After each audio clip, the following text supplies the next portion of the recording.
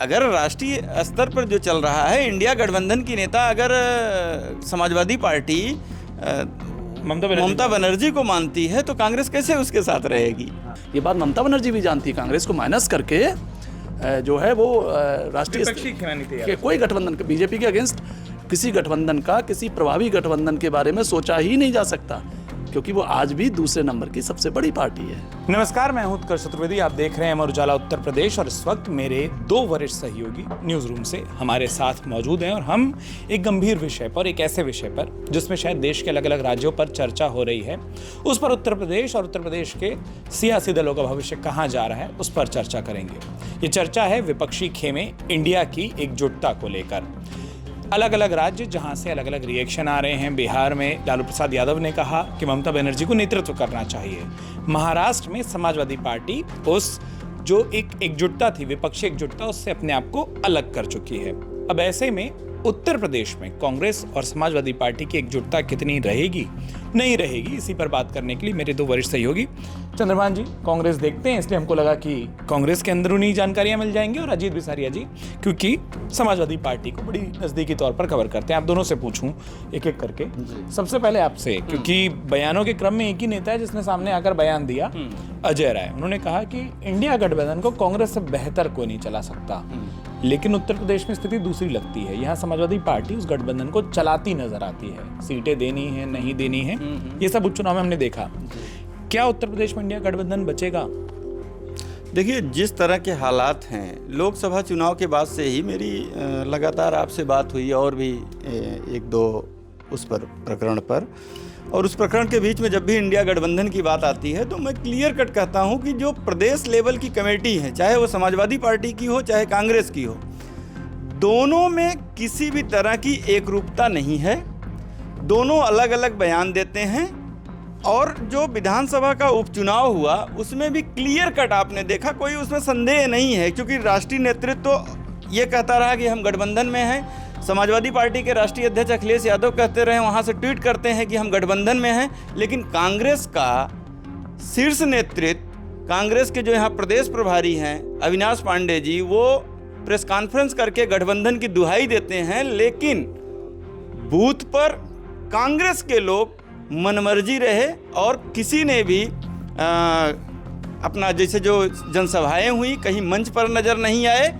तो हमने ये सवाल भी किया था उत्कर्ष जी, कांग्रेस के जिन लोगों ने गठबंधन की दुहाई दी थी, हमने कहा कि आप तो मंच से गायब हैं। उन्होंने एक उदाहरण दिया गाजियाबाद का, कि गाजियाबाद में जो बाराबंकी से पुनिया जी सांसद चुने गए हैं वो थे, चूँकि बाराबंकी वहाँ से गाजियाबाद के प्रभारी थे। हमने कहा बाकी जगह उनका क्लियर कट जवाब था कि जब हमको बुलाया ही नहीं जा रहा है तो हम कैसे जाएं।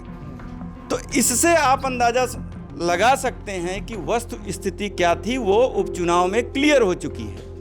अब यही आगे दिखेगी कि नहीं। आपसे जो मैं सवाल पूछना चाहता हूँ अजीत जी, उसमें दो चीज़ें, क्योंकि उपचुनाव के दौरान आपने महाराष्ट्र की रिपोर्टिंग भी की थी समाजवादी पार्टी की, और हमने उस पर भी आपसे बात की थी। वहाँ अबू आज़मी से बात करने के बाद महाराष्ट्र में समाजवादी पार्टी और विपक्षी एकता कैसे जाएगी, कुछ खबरें आपने तब भी लिखी थी। तो वहाँ क्या हुआ उस प्रकरण को अब आप जानते हैं। दूसरा, आप उस प्रेस कॉन्फ्रेंस में भी मौजूद थे जिसमें समाजवादी पार्टी के राष्ट्रीय अध्यक्ष अखिलेश यादव ने कहा था कि नेताओं के आपस में क्या बात होती है सबको नहीं पता होता, जब एक बार ये सवाल हुआ था। लेकिन अब उससे स्थिति थोड़ी अलग लग रही है। ये स्थिति कांग्रेस के लिहाज से अगर हम देखें तो देश में मुश्किल लग रही है। कांग्रेस विपक्षी एकता का नेतृत्व करे, इस पे अलग अलग क्षेत्रीय दल जो हैं वो सवाल उठा रहे हैं। समाजवादी पार्टी का रुख क्या आपको दिखाई देता है? प्रोफेसर रामगोपाल यादव का एक बयान उस संदर्भ में आ चुका है। देखिए उत्कर्ष जी, यूपी में जो इंडिया गठबंधन है, सपा और कांग्रेस उसके मुख्य घटक हैं, और ये सीधे सीधे दिल्ली की गतिविधियों से, जो राष्ट्रीय गतिविधियां हैं, उससे जुड़ा हुआ मामला है। अभी मैं थोड़ा सा आपको बैक में ले जाना चाहता हूं। मुकेश अंबानी के बेटे की शादी हुई, अखिलेश यादव गए, पूरे परिवार के साथ गए, लेकिन राहुल गांधी ने परहेज किया। और ये परहेज ऐसा नहीं है, हम ये नहीं मान सकते कि राहुल गांधी के लिए या सोनिया गांधी के लिए इनविटेशन नहीं आया होगा, लेकिन गांधी परिवार ने उससे नहीं गया। नहीं, मुकेश अंबानी खुद गए थे अपने बेटे को लेकर इनविटेशन देने, तो इनविटेशन था इनके पास इनविटेशन था। जो आपने कहा कि हम लोग तो जो चीज़ों को, जो घटनाएं होती हैं, सिर्फ उनको एनालाइज करते हैं, उनको पकड़ते हैं और उससे उनको कड़िया जोड़ते हैं। संसद के अंदर कांग्रेस अडानी के खिलाफ बहुत प्रमुखता से सवाल उठा रही है, उनको घेर रही है। और कांग्रेस को ये महसूस हो रहा है कि सपा जिस तरह से मुकेश अंबानी के साथ वो शादी में शामिल हुए, ऐसे ही अडानी के साथ जो है वो हमारा जो संघर्ष है उसमें साथ नहीं दे रही है। दूसरी ओर सपा को अभी अवधेश प्रसाद की सीट संसद में पीछे हुई। सपा को ये लग रहा है कि जो सीटिंग प्लान है संसद के अंदर, लोकसभा के अंदर, कांग्रेस ने जो लोकसभा अध्यक्ष से उनकी बात हुई उसमें उन्हें भरोसे में नहीं लिया। ये कुछ घटनाएं ऐसी हैं जिससे कांग्रेस और सपा के बीच थोड़ी दूरियां पैदा हुई।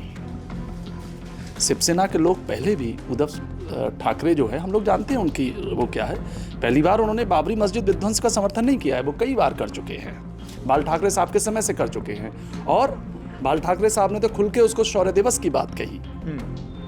और कभी भी शिवसेना ने ये नहीं कहा, उद्धव सिंह ठाकरे ने, उनके बेटे जो इस समय कांग्रेस उसकी शिवसेना की कमान संभाले हुए, कि हम ठाकरे साहब के, बाला साहब ठाकरे साहब की विचारधारा से हम अलग हुए हैं, कभी उन्होंने नहीं कहा। उनको फॉलो करते हैं तो उस बात को भी करते हैं। लेकिन अभी इस मुद्दे पर ही एक MLC के बयान को उद्धव ठाकरे नहीं बोले, वहाँ सपा के जो अबू आसिम आजमी है महाराष्ट्र में, उन्होंने मुद्दा बनाया और उस आधार पर किया।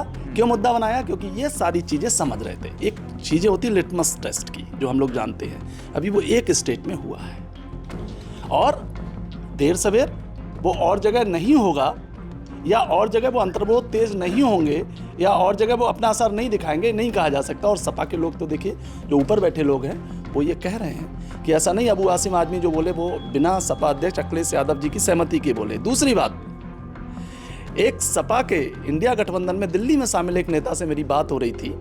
वो कह रहे थे कि हम तो ढूंढ रहे हैं, इंडिया ब्लॉक है कहाँ, इंडिया गठबंधन है कहाँ। इसकी लोकसभा चुनाव के बाद आज तक एक भी बैठक नहीं हुई है और ये निष्क्रिय है। तो ये सारी चीज़ें उत्कर्ष जी चल रही हैं, जो बता रही हैं कि गठबंधन के जो मुख्य घटक दल हैं, सपा और कांग्रेस, पहले और दूसरे नंबर की जो पार्टियां हैं। और एक बात मैं आपको और बता देना चाहता हूं, जब आप सफलता पाते हैं तो सब साथ होते हैं। हरियाणा, महाराष्ट्र जैसे कांग्रेस और महाअघाड़ी ने जो लूज किया है, तो उसका भी ये एक असर है कि आप कहीं स्टैंड नहीं कर पा रहे हैं। आप इशारों में बहुत कुछ कहते हैं तो हनुमान जी सीधा कह जाते हैं। मैं थोड़ा सा कुछ तथ्यों को रखता हूं। जैसा आपने कहा ना, महाराष्ट्र में क्या हुआ, और आपने बड़ा अच्छा उदाहरण वो दिया कि एक MLC के बयान का। अब मैं इसी का एक दूसरा उदाहरण रखता हूं। उत्तर प्रदेश में भी बड़े नेता भले कुछ ना बोले, प्रवक्ताओं की सियासी जंग चालू हो गई है। मैं किसी का नाम ना लूं, लेकिन अगर आप सोशल मीडिया खोलेंगे, समाजवादी पार्टी के नेता भी लिख रहे हैं, कांग्रेस के नेता भी लिख रहे हैं। और दो उदाहरण जिसका जी ने जिक्र किया कि एक MLC ने एक पोस्ट किया, सपा उसको आधार बनाकर अलग हो गई। यहाँ समाजवादी पार्टी के एक प्रवक्ता ने कुछ लिखा है जिस पर कांग्रेस के कई नेताओं ने, आपको भी काफी कुछ कहा होगा, सोशल मीडिया पर दिख रहा है कि प्रतिरोध दिख रहा है। क्या ऐसे बयान आधार बनेंगे अलग होने का, या आपको लगता है कि जो राष्ट्रीय स्तर पर तय हो रहा है वो कुछ होगा? अगर ये अलगाव आता है तो वो अलगाव का कारण क्या बनेगा? जैसे महाराष्ट्र में कारण है, अजीत जी ने उसका उल्लेख भी कर दिया। उत्तर प्रदेश में अगर ये होता है, ये थोड़ा हाइपोथेटिकल सवाल है। उत्कर्ष जी, जैसा कि मैं आपको बताया कि पहले भी मैं समाजवादी पार्टी को भी बड़े नज़दीक से मैं देखता रहा हूँ। जिन लोगों ने शुरुआत की समाजवादी पार्टी की ओर से, बेसिकली वो नेता हैं ही नहीं, मतलब मैं नाम किसी का नहीं लूँगा, लेकिन मेरा जो अपना अनुभव रहा है, वो इस तरह के प्रयोग लगातार करते रहते हैं कि क्रिया की प्रतिक्रिया हो। लेकिन और इस तरह का पहले भी वो कर चुके हैं ऐसे लोग। वो सिर्फ जो है, जो चर्चा में बने रहना, मीडिया में इस तरह का कभी पोस्टर लगाते हैं, कभी मतलब वो किसी भी हद तक जा सकते हैं ऐसे लोग, और कुछ भी मतलब शब्दों की जो उनकी सीमा होती है उसको मैं कैमरे पे नहीं कह सकता, इस तरह के भी शब्द प्रयोग करते रहे। बेसिकली नेता नहीं है वो, ठीक है। लेकिन गंभीर बात ये है कि उनके बयान को कांग्रेस के उन नेताओं ने भी गंभीरता से लिया है जो पार्टी के उत्तर प्रदेश में संचालक की भूमिका में माने जाते हैं। इससे एक चीज़ तो स्पष्ट हो गई कि कांग्रेस के जो प्रदेश स्तर के नेता हैं वो गठबंधन से इतर अपने तरीके से विधानसभा चुनाव में उतरना चाहते हैं। तो यहाँ मंशा एक तरह से क्लियर है कि अभी तक शांत रहते थे, अचानक सा जो है छोटा सा मौका मिला है और इस तरह की क्रिया मतलब प्रतिक्रिया दे रहे हैं। चाहते तो शांत भी रह सकते थे, वेट करते। जिस नेता ने समाजवादी पार्टी के ट्वीट किया है वो कोई बड़े नेता नहीं है, उनका कोई मतलब मेरी निगाह में कोई अस्तित्व तो नहीं है। नहीं, इशारों में जनता बहुत समझती है, वो आए भी कहीं और से हैं, अभी समाजवादी पार्टी में। सर पर जाऊं, अजीत सर पर, लेकिन चंद्रभान सर आपसे एक चीज़ और, बहुत छोटा सवाल, जो उन्होंने एक बहुत अच्छा उदाहरण दिया कि कई सारे बैकग्राउंड में हमको जाना होगा। समाजवादी पार्टी के कुछ नेताओं से हमारी भी बात होती है, या युवा प्रवक्ताओं से, आप कह लीजिए युवा नेताओं से, वो एक तर्क देते हैं, जियाउर रहमान बर्क का नाम संभल में चार्जशीट में पहले नाम पर लिखा गया, कांग्रेस ने विरोध नहीं किया। हमारी दिक्कत होती है, विरोध नहीं होता। हमारे नेताओं पर आरोप लगते हैं, वो संयुक्त विपक्ष कहीं खड़ा नहीं होता। राहुल गांधी की सदस्यता जाती है, हम विरोध करते हैं। पहले दिन मीडिया पूछता है, हमारे सबसे बड़े नेता विरोध करते हैं। तो कांग्रेस सिर्फ साथ चाहती है, देती नहीं है। ये भी एक फीलिंग समाजवादी पार्टी के नेता, कम से कम वही बात की शायद वो बहुत बड़े नेता नहीं, लेकिन ये एक शिकायत वो करते हैं। उत्कर्ष जी, एक चीज़ होती है, देखिए राजनीति में भी कहीं ना कहीं से मेरा अपना व्यक्तिगत मानना है कि एक मान सम्मान की भी बात होती है ना। जैसे आप हमसे मोहब्बत रखेंगे तो जाहिर सी है कि हम आपसे मोहब्बत रखेंगे। तो यहाँ जो गठबंधन है उसमें कहीं से भी किसी भी तरह की मोहब्बत नहीं है। ये समय की मांग होती है, गठबंधन हो जाता है और फिर दोनों की छटपटाहट होने लगती है। तो कुल मिला जुला करके यही है, मैं कहूँ साफ तौर पे। तो आप जिस मुस्कुराहट के साथ बता रहे हैं, उपसंहार हमेशा ले लेना चाहिए। मैं अगर एक उपसंहार पूछूं, और उसमें प्रोफेसर रामगोपाल यादव के बयान की एक लाइन को मैं कोट कर रहा हूं कि इस वक्त भारतीय जनता पार्टी को अकेले हम भी पूरे देश में नहीं हरा सकते, इसलिए हम सब साथ हैं। उत्तर प्रदेश में तो हम रोक सकते हैं।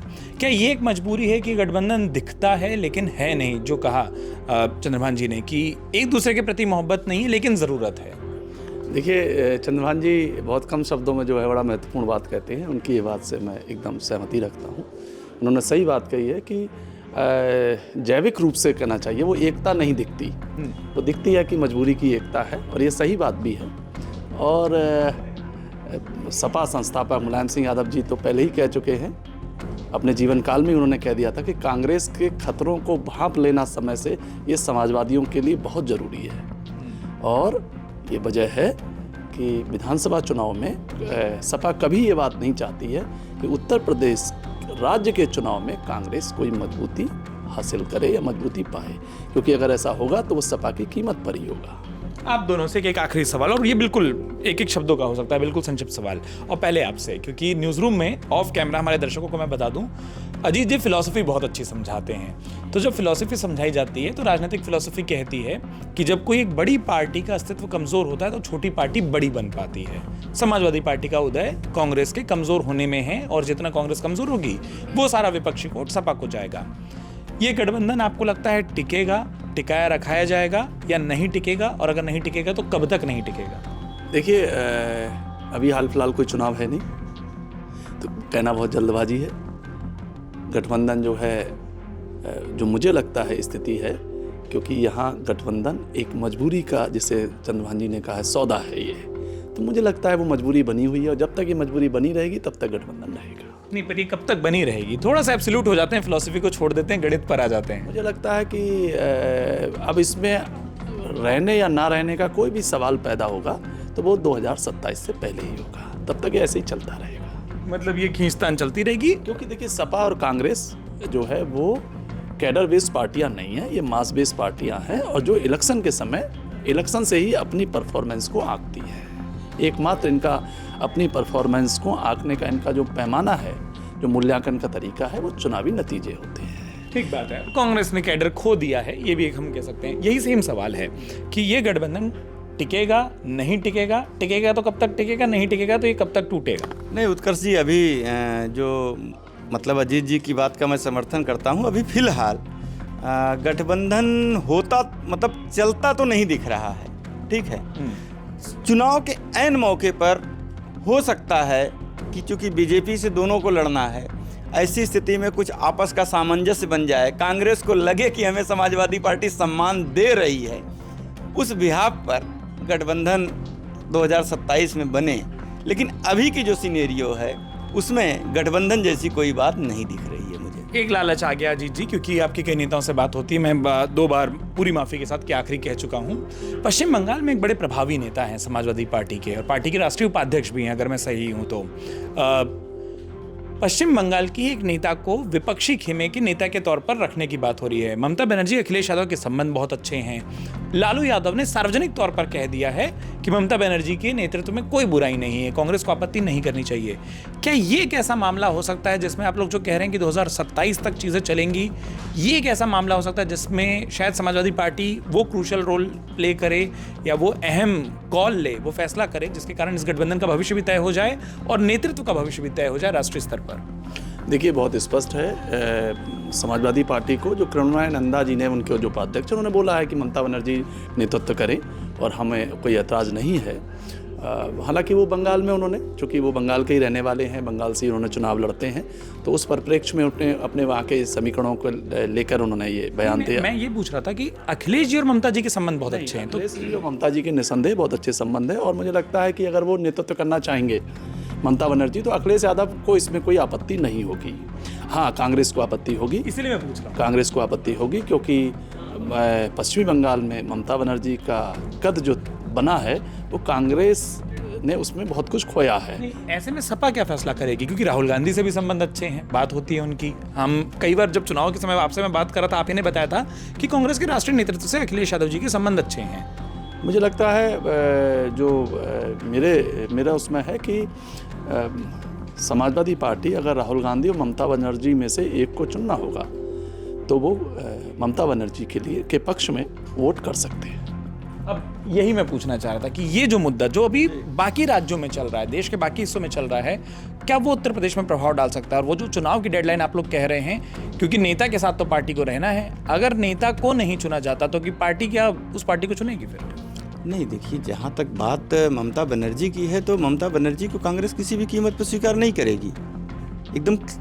इससे कोई संदेह किसी को भी नहीं होना चाहिए। क्योंकि जब बात उत्तर प्रदेश की होगी तो कांग्रेस अखिलेश यादव का नेतृत्व तो स्वीकार कर लेगी, लेकिन ममता बनर्जी का नेतृत्व नहीं स्वीकार करेगी। अगर ओवरऑल इंडिया गठबंधन की जब हम बात करते हैं तो कांग्रेस कहाँ राजी हो रही है? तो ये तो मैं पूछ रहा हूँ कि अगर ऐसे में समाजवादी पार्टी ममता बनर्जी के साथ जाती है जी, तो उत्तर प्रदेश में कांग्रेस का क्या रुख होगा? नहीं तो कांग्रेस फिर अलग रहेगी। मतलब राष्ट्रीय स्तर पर चल रही, अगर राष्ट्रीय स्तर पर जो चल रहा है, इंडिया गठबंधन की नेता अगर समाजवादी पार्टी ममता बनर्जी को मानती है तो कांग्रेस कैसे उसके साथ रहेगी? आप कुछ बोलना चाहते हैं? मैं कह रहा हूँ कि ये ममता बनर्जी भी जानती हैं, अखिलेश यादव भी जानते हैं कि राष्ट्रीय स्तर पर कोई गठबंधन बनाना है तो कांग्रेस के बिना उसका कोई मतलब नहीं है। इन दोनों को अपने अपने राज्यों में भी फायदा नहीं मिलेगा उसका। नहीं, क्योंकि 2 बड़े राज्यों में सर मैं अगर अपडेट करूं, देखिए शिवसेना उद्धव ठाकरे गुट जिसकी आपने बात की, संजय राउत उनकी तरफ से आए, उन्होंने सामने कहा कि कांग्रेस को एक बार सोचना चाहिए। अगर स्ट्राइक रेट में इस देश में और लोकसभा चुनाव का उन्होंने आंकड़े रखे, मैं उस आंकड़े को बढ़ देता हूँ। स्ट्राइक रेट में उन्होंने कहा कि सबसे ज्यादा उम्मीदवार जिताने में ममता बनर्जी नंबर 1 है। उन्होंने जितने सांसद उतारे 60% जितवाए। उसके बाद आती है समाजवादी पार्टी जिन्होंने 59% जितवाए। कांग्रेस का स्ट्राइक रेट 30% का है। देखिए, ये आंकड़ों का खेल उस तरह से नहीं है। राजनीति आंकड़ों के खेल पर नहीं चलती है, राजनीति एक इंप्रेशन पर चलती है। अखिलेश यादव ने कांग्रेस के साथ यूपी में गठबंधन किया तो वो इसलिए नहीं किया कि कांग्रेस को बहुत अच्छा मान रहे थे। वो यहाँ कुछ मुस्लिम धर्मगुरु अखिलेश यादव से मिले थे और उन्होंने कहा था कि कांग्रेस, अगर आपको लोकसभा में अच्छा परिणाम देना है तो आप कांग्रेस के साथ गठबंधन करिए। और उस दबाव में कांग्रेस, सपा जो है कांग्रेस के साथ गई। ये बात ममता बनर्जी भी जानती है। कांग्रेस को माइनस करके जो है वो राष्ट्रीय कोई गठबंधन, बीजेपी के अगेंस्ट किसी गठबंधन का, किसी प्रभावी गठबंधन के बारे में सोचा ही नहीं जा सकता, क्योंकि वो आज भी दूसरे नंबर की सबसे बड़ी पार्टी है। तो मतलब 2027 तक हम ऐसी ढेर सारी चर्चाएं करते रहेंगे, इस तरीके की हेडलाइन आती रहेगी, कंक्लूजन नेताओं के हाथ में होता है, वही तय करेंगे। निश्चित तौर पर। चलिए, निश्चित तौर पर। लेकिन उत्तर प्रदेश की हर एक छोटी बड़ी खबर, खास तौर पर सियासत में पीछे क्या चल रहा है, अब इतनी चर्चा में आपको पता चल गया होगा कौन किससे फोन पर बात करता है, कौन कितने नेताओं को जानता है।